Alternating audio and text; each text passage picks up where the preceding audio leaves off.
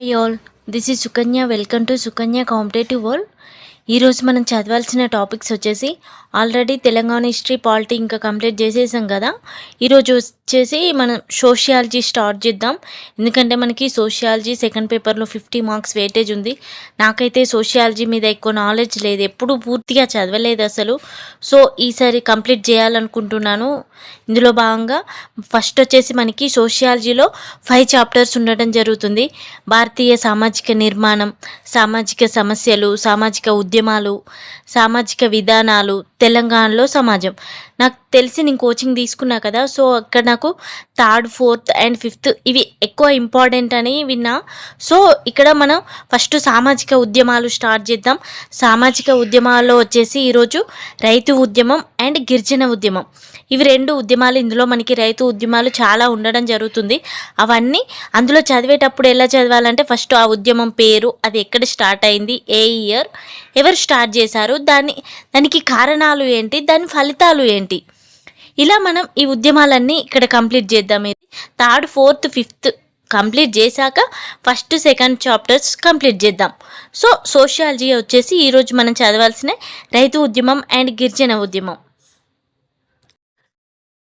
Next వచ్చేసి Indian history చూద్దాం. Indian history వచ్చేసి మనకి 3 టాపిక్స్ ఉండడం జరుగుతుంది. ఫస్ట్ హిస్టరీలో ancient history, medieval history and modern history.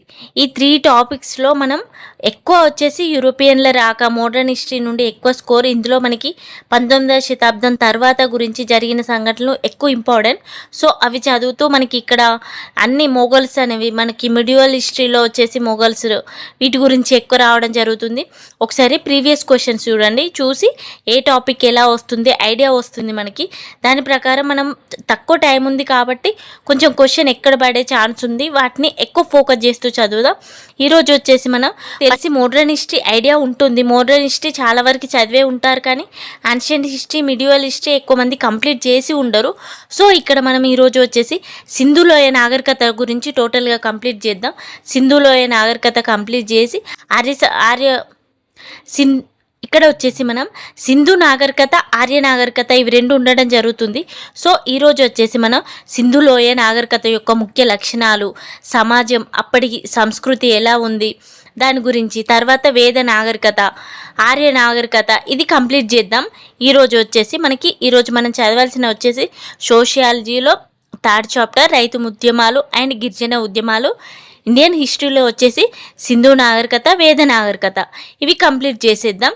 Next reasoning start చేసాం కదా, ఆల్రెడీ కొన్ని టాపిక్స్ కంప్లీట్ చేసేసాం. సో రిమైనింగ్ ఏదైనా ఉంటే డాటా ఇంటర్ప్రిటేషన్ అది ఉంది కదా, అది ఒకటి ఈరోజు చూసి ఇంకా రీజనింగ్ కూడా కంప్లీట్ చేసేద్దాం. సో ఈరోజు వచ్చేసి మెయిన్లీ మనం చదవాల్సింది సింధులోయ నాగరికత, వేద నాగరికత అండ్ రైతు ఉద్యమాలు, గిరిజన ఉద్యమాలు. ఈ 4 టాపిక్స్ రివిజన్ చేసేద్దాం. ఎందుకంటే మనకి ఎక్కువ టార్గెట్స్ ఇస్తున్నా అని అనుకోకండి, తక్కువ టైం ఉంది మనకి, ఇంకో టైం ఉంది కాబట్టి కొంచెం ఫాస్ట్గా ఒకసారి రివైజ్ చేసేద్దాం. గ్రూప్ 3 ఎగ్జామ్ ఉంది కదా, లాస్ట్ 15 డేస్ మనకి టోటల్ రివిజన్కి ప్రాక్టీస్కే వదిలేద్దాం. ఎందుకంటే ఆ 15 డేస్ అనేది కొంచెం బ్రెయిన్ రిలీఫ్ ఉండాలి, మనం చదివింది చూసుకోవడానికి ఉండాలి. మళ్ళీ కొత్త టాపిక్ చదవడం అప్పుడు వీలు కాదు, కాబట్టి ఆ లోపే మనం వీలైనంత ఎక్కువ కంటెంట్ చదవడానికి ట్రై చేద్దాం. చదివింది మళ్ళీ గుర్తుపెట్టుకోవాలి, గుర్తుపెట్టుకునేలానే చదువుదాం.